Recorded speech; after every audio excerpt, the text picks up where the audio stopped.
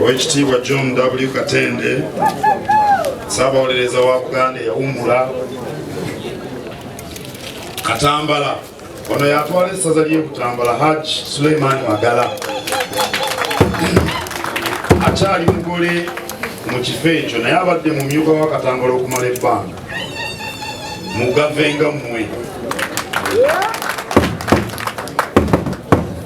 abakungu waliwo wano owa Buganda Twezimbe bamuyita Ssaababendo w'Ebde Mukono Wilson Mutyaba Mukiibi naye basinga kumuyita Muzaŋŋanda abantu basinga okumanya Ssebo Katikkiro w'ekika n'ab'amasiga n'abataka mu mitendera egy'enjawulo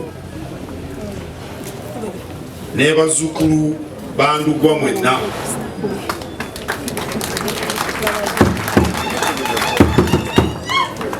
nsanyuse nnyo okubeera nammwe akawungezi ka leero era neebaza mukulu wange mu Bwakatikkiro Oweekitiibwa Mulwanyammuli Ssemwogerere eyampita okujja nga munoonya ssente ezikola emirimu gy'ekika. Oweekitiibwa Mulwanyammuli Ssemwogerere oyabeerera Katikkiro nga mpita Critical Path Method CPM mannya gange lulimi lwa kinnakompyuta tebavubuka abaali awo abamuyigirako ebintu ebingi n'Oweekitiibwa Katende oyo kale kyandibadde kizibu nnyo nandibadde Katikkiro yeetaba mu nsima ya ssente ez'Obwakabaka zokka obutugatta ffenna tatera kwetabamu ssente okuzisonda nga za oba bika oba sabo Bishop ne Mukereziya sigendayo nnyo kusonda ssente naye ensonga mugimanyi naye olw'okuba abagafe bano basinza butajja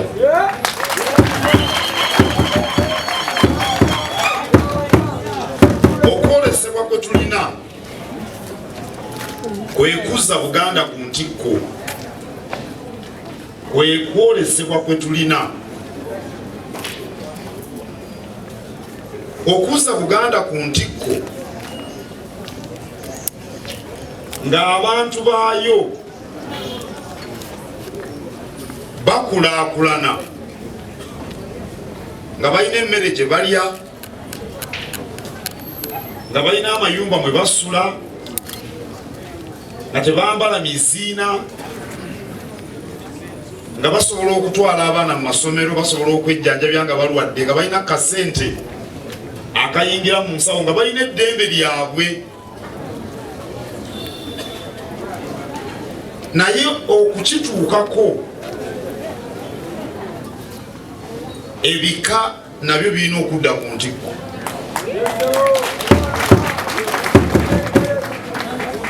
kubanga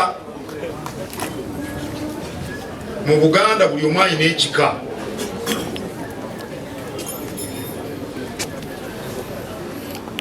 era bw'olanya n'otuuka ku Ndugwa ate n'oli okugamba nti oyo yantuusa ku Ssaabataka ebika bwe bitadda ku ntikko Buganda tesobola kudda ku ntikko kubanga ekinyusi ky'Obwakabaka bwe buwangwa n'ennono ebyesigamye ku bika era njagala okutegeeza abagava bali wano gy'ekika ky'Olugave tukirondoola nnyo olw'obukulu bwakyo mu nnono ya Buganda. Mulimo gwange nga Katikkiro okulaba nti ennono ya Buganda enywezebwa kyekiva kibeera ekikulu okulondoola ensonga era nabino byonna bye mubadde mukola n'okulambula obutaka Katende naki nga mbalaba nga mbataddeko amaaso olwaleero nsinkanye Gabunga enkya ya leero mbadde ne Gabunga ne Katikkiro we n'olukiiko olufuzi ne mbabuulira nti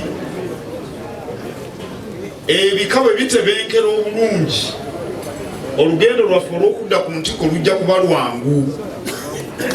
Ekika ky'Olugave kikulu nnyo era boogedde ebimu ku bye mukola ebimu tebabyogedde n'olwekyo tetusobola kukizanyisa ne tutakirondoola ne liisa ejjogi. Njagala nnyo okubeebaza olw'okulwanirira obutaka bwammwe. Ffe Abaganda okuba n'obutaka kye kimu ku bintu ebitwawula ku mawanga mangi mu Afrika wano.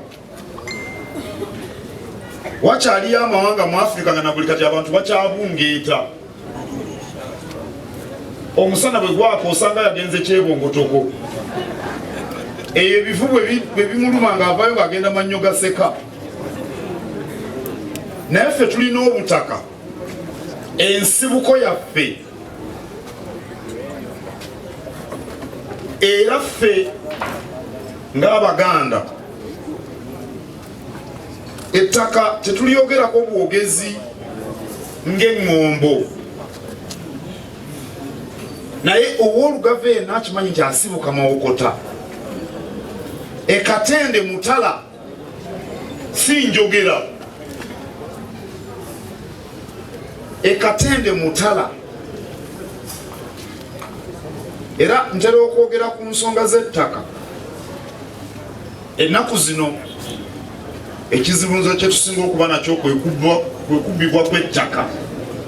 Era ensonga ziri 6 kanziddemu kubanga wano waliwo Abagava abalwanira obutaka bwabwe. Bwe zitaatereezebwe eby'ettaka tebijja kuterera mu Uganda. Mayiro si kye kizibu ky'ettaka. Ekizibu ky'ettaka ekisooka bunafu bwa poliisi, kunoonyereza misango nga wabaddewo mutawaana. Ensonga ey'okubiri bunafu bwa kkooti, okulamula amangu mu bwenkanya. Ekizibu ekyokusatu obunafu mu ofiisi z'eby'ettaka. Omukyamu bamuwa ekyapa omutuufu bakimuggyako. Ensonga ey'okuna abantu beeyongedde. Abantu bwe beeyongera ettaka nga lyo tiryeyongera balina oddikaayanira. Kye twandibadde tukola nti ettaka eryo lye tulinawo liveemu amatooke gano ge gamu nga bwe gaavangayo emyaka 10 emabega. Ndowooza gano gange mwebala Abagava. Tewali yaganjudde. Mbadde ndi ku nsonga yakumeka. Ey'okutaano ettaka likaddiye. Ewaffe ku kyalo gye nzaalibwa e Kasanje. Oweekitiibwa Mulwannyammuli amanyiyo. Olusuku lwewalaba ewaffe lusoba emyaka 10. Lubaddewo okuva ku mulembe gwa jjajja ng'azaala kitange. Myaka 10. Kati gavumenti erina okukola enteekateeka okulaba nti abantu baliikiriza ettaka n'ebisolo. Buli maka gandibaddemu ente, embuzi, embizi, ekyo Haji takiwulidde, enkoko. N'ensonga ey'omukaaga kwe kuyingiza ebyobufuzi mu nsonga z'ettaka. Kooti bwewa ekiragiro ng'ate RDC bagamba nedda. Bw'oba tosanyuse na kooti ogenda mu kooti esingako naye togiwakanya buwakanya. Kuba bw'otabikola bw'otyo ojja kuleeta buleesi kavuyo. Ensonga 6 ab'Olugave muziwulire ze zibaako emitawaana gy'ettaka. Nammwe ensonga lwaki mutawaana n'ebyammwe e Katende. Naye kya ssanyu nti musituse okulwanirira ettaka lyammwe, obutaka bwammwe, obuvo bwammwe, ennono yammwe.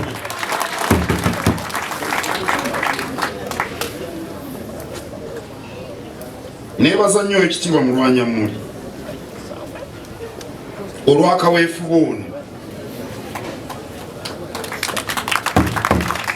Ekika ky'Olugave kiyinza okuzaawa.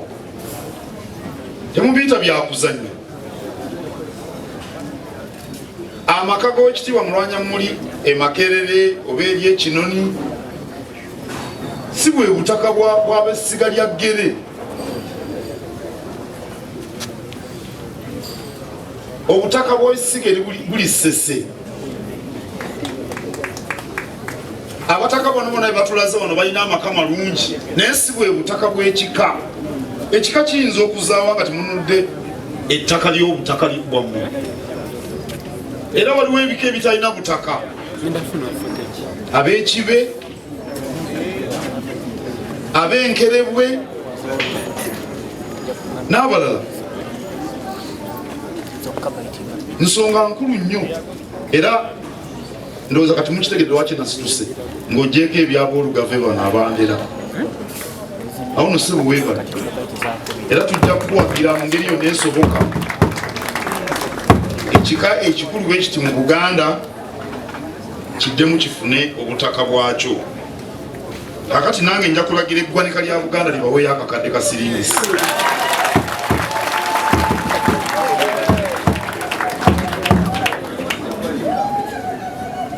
Ebintu bino baabireese wano naye tebabyogeredde, naye bindabikira ng'ebyange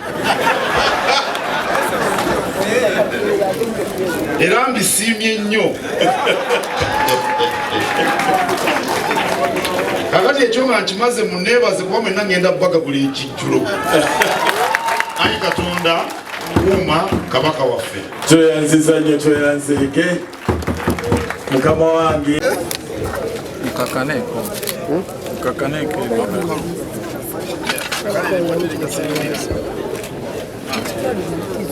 katusabe keki eriko olugave waggulu tubale 5 4 3 2 1 engalo ez'amaanyi nga Katikkiro asala keeki.